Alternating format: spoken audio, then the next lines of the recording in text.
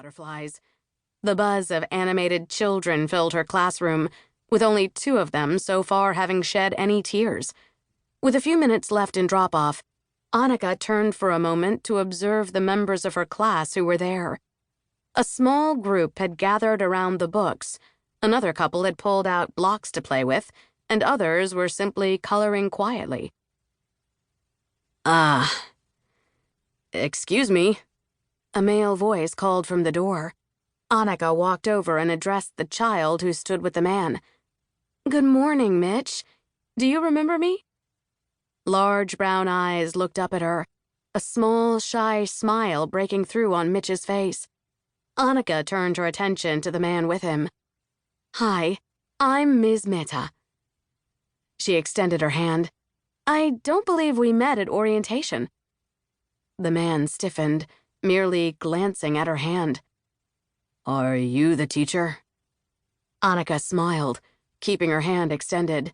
"Yes, I am." He looked around and behind her, his brow furrowed and a small frown forming at his mouth. "There's no one else here?" Annika pressed her lips together and forced the smile to stay put. Here it was, the typical, "No way you're old enough to teach." Good skin and genetics were a blessing and a curse.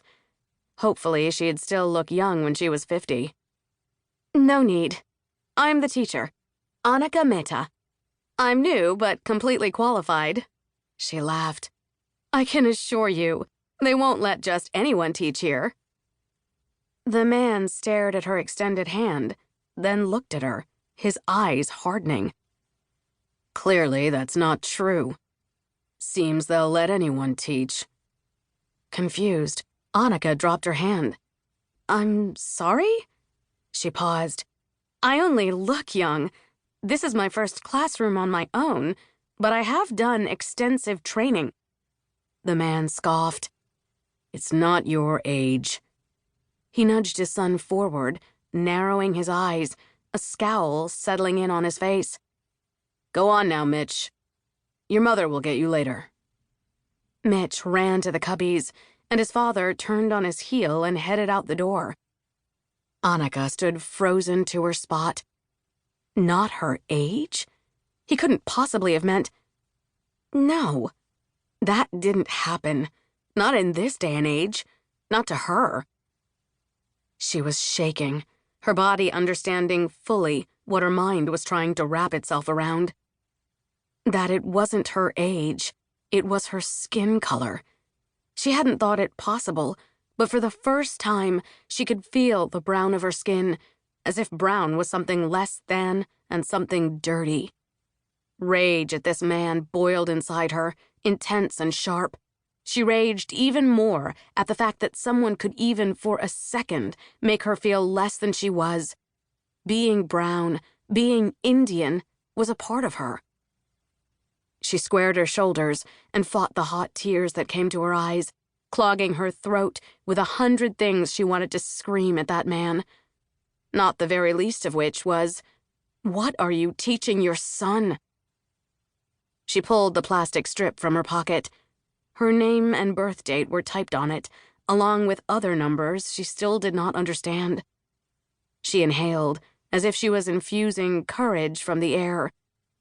She squeezed the hospital band and placed it back in her pocket, where it had been for the past 5 months.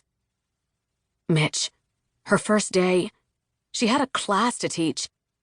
She fought back fiery tears and swallowed hard at the lump of anger. She plastered a smile on her face and readied herself for class. She turned and clapped a short rhythm. She did it again, this time clearing her throat. Her gaze landed on Mitch, and he clapped back at her, copying her rhythm. Her heart swelled and she grinned, focusing on the smiles of the children as she repeated the clapping pattern again. This time, a few children joined Mitch in answering her. She walked to the edge of the circle, continuing the game until all the children had joined her. "Good morning, class. Do you remember my name?" She paused, then allowed her heart to be light at the chorus of "Ms. Mehta" that came to her from her students.